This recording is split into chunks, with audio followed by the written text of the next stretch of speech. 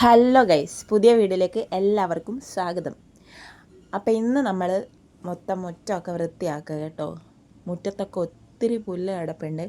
അപ്പോൾ അതൊക്കെ കളഞ്ഞാലും വീണ്ടും മഴ പെയ്യുമ്പോൾ പിന്നെ എവിടെ നിന്നാണെന്നറിയില്ല, ഒരു 100 കൂട്ടം പുല്ല് ഒന്നിച്ച് വരും. പിന്നെ പുല്ലെന്ന് പറഞ്ഞാൽ പോച്ചാന്നാണ് കേട്ടോ ഇവിടെ പറയാം.